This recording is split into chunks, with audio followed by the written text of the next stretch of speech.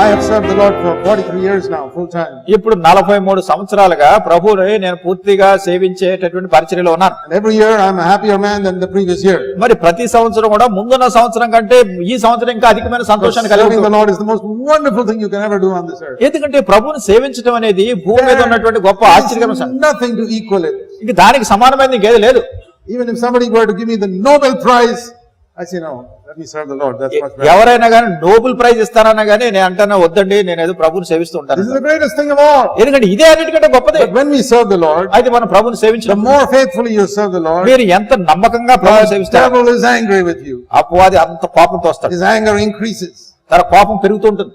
I want the devil to be more and more angry with me every year. కనుక ప్రతి సంవత్సరం కూడా సాతాను నా మీద ఇంకా అధికమైన కోపం కలిగి ఉండాలని కోరుతున్నాను. That's a good sign. That means I'm serving the Lord. అది మంచి సూచనే, అంటే నేను ప్రభువుని సేవిస్తున్నానని అర్థం. If the devil is less and less angry with you, brother, sister, something wrong with you. ఒకవేళ ప్రియమైన స్నేహితులారా, సహోదరులారా, సాతాను గనక మీ మీద చాలా తక్కువ కోపంతో ఉన్నాడు అంటే మీలో అసలు ఏదో తప్పు ఉంది. The more the devil is angry with me, the more he troubles me. అపవాది నా మీద ఎంత కోపగిస్తాడో అంతగా నన్ను కష్టపెడతాడు. The more he raises up accusers to tell false stories about me. నన్ను నిందించేవాళ్ళు, నా మీద రకరకాల చెడు కథలల్లి చెప్పేటటువంటి వాళ్ళని లేపుతాడు. Just like God works through human beings, the devil also works through human beings. దేవుడు మనుషుల ద్వారా తన కార్యాలు చేయాలని ఎట్లా కోరుతున్నాడో సాతాను కూడా తన పనులు మనుషుల ద్వారానే చేస్తాడు. In these 43 years, ఈ 43 సంవత్సరాల్లో I have faced so many false accusations and charges. మరి అనేకమైనటువంటి తప్పుడు నేరారోపణలు నేను ఎదుర్కొన్నాను. But about 47 years ago, అయితే 47 సంవత్సరాల కిందట 47 years ago, 47 సంవత్సరాల కిందట there was a very godly man who lived in this city. ఈ పట్టణంలో చాలా దైవజనుడైన ఒక ఆయన నివసిస్తూ ఉండేవారు.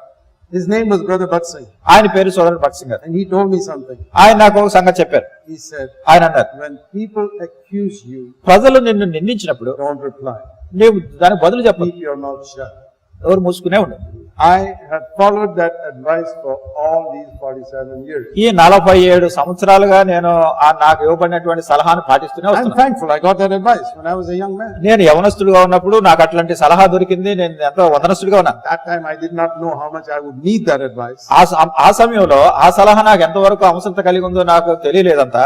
Boy, I really have needed it these 47 years. అయితే నిజంగా ఈ 47 సంవత్సరాలు నాకు ఎంతో అవసరత కలిగి ఉండింది ఆ సలహా. He was a prophet to give me that advice. ఆ సలహా చెప్పడానికి ఆయన ఒక ప్రవక్తగా ఉన్నాడు. And I have learned that let all the accusations go on.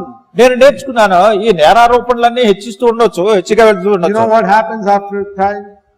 After some time what happens? కొంత సమయం అయిన తర్వాత ఏం జరుగుతుందో తెలిసిన, Either those accusers get converted. ఒకవేళ ఆ నేరారోపణ చేసిన వాళ్ళు మారు మనసన్న పొందుతారు. They say, brother, we are sorry, we didn't know the truth. వాళ్ళు అంటారు, సహోదరుడా మేము సత్యం తెలుసుకోకుండా మేము ఎన్ని I చెప్పాము. never opened my mouth and said, నేను ఎప్పుడు నోరు తెరిచి ఏం చెప్పలేదు వాళ్ళకి. I get all kinds of letters accusing me. I never reply. అన్ని రకాలైనటువంటి ఉత్తరాలు వస్తూ ఉంటాయి నా మీద నిందిస్తూ నేరారోపణ చేస్తూ, వాటికి ఏం జవాబులు రాయను. I believe God is almighty. మరి నేను నమ్మేది ఏంటంటే దేవుడు I సర్వశక్తి. don't wish evil for them. అయితే వాళ్ళకి కీడు కలగాలని కోరుకోను. I say, Father, forgive them. They don't know what they're doing. ఏంటాను తండ్రి, వాళ్ళు ఏం చేస్తున్నారో తెలియదు, వాళ్ళకి They don't క్షమించు. know what they're saying. వాళ్ళు చెప్పేది వాళ్ళకి తెలియదు. They don't know the truth and they open their mouth and keep on talking. వాళ్ళకి సత్యం ఏంటో తెలియదు, అస్తమానం నోరు తెరుచుకుని అన్ని ఏదో చెప్పుకుంటూ I'm ఉంటారు. not against them. కనుక వాళ్ళకి విరోధంగా నేను లేను. How shall I be against a man who's in the grip of the devil? సాతాను కబంధాల్లో ఉన్నటువంటి వ్యక్తి మీద నేను ఎట్లా వ్యతిరేకంగా వెళ్ళగలను? Supposing you see one lion has caught one man. ఒకవేళ ఒక సింహం ఒక మనిషిని పట్టుకున్నది అనుకోండి, Will you get angry with the man? మీరు ఆ మనిషిని మీద కోపగిస్తారా? No. లేదు. Whenever I see somebody accusing me, I see there's a man whom the devil is God. ఎవరైనా నా మీద నిందలు వేస్తున్న వాళ్ళు, నేరారోపణలు చేస్తున్న వాళ్ళు అనుకుంటాను సాతాను యొక్క కబంధాల్లో ఉన్నాడు. Impossible for me to get angry with him. కనుక అతని మీద కోపగించుకోవడం సాధ్యం. It makes me more angry with that devil.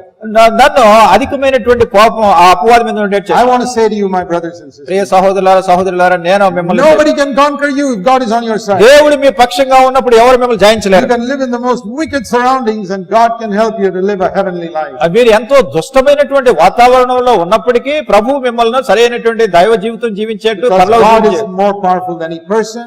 దేవుడు వ్యక్తుల కంటే శక్తివంతుడు, He's more powerful than any demon. దయ్యాల కంటే He's శక్తివంతుడైనటువంటి more powerful than all the 7,000 million people on the earth. ఈ భూమి మీద ఉన్నటువంటి 7 కోట్ల ప్రజలు అత్యధికమైన సంఖ్యలో ఉన్నటువంటి వాళ్ళందరికంటే More powerful than millions of demons. అనేక కోట్ల కొలది ఉన్నటువంటి దయ్యాల He's కంటే more powerful than all those difficult circumstances you're facing. మీరు ఎదుర్కొనేటువంటి క్లిష్టమైనటువంటి కష్టమైన పరిస్థితులు అన్నిటికంటే శక్తివంతుడు. The problems you're facing in your home, మీ ఇంట్లో ఎదుర్కొనే సమస్యలు, in your office, మీ ఆఫీసులో, none of them can prevent you from living a heavenly life. on this earth. పరలోకపు జీవితం ఈ భూమి మీద జీవించడానికి అవేవి కూడా మీకు ఆటంకంగా ఉండలేవు. I want you to believe that. ఆ సంగతి మీరు నమ్మాలని నేను కోరుతున్నాను.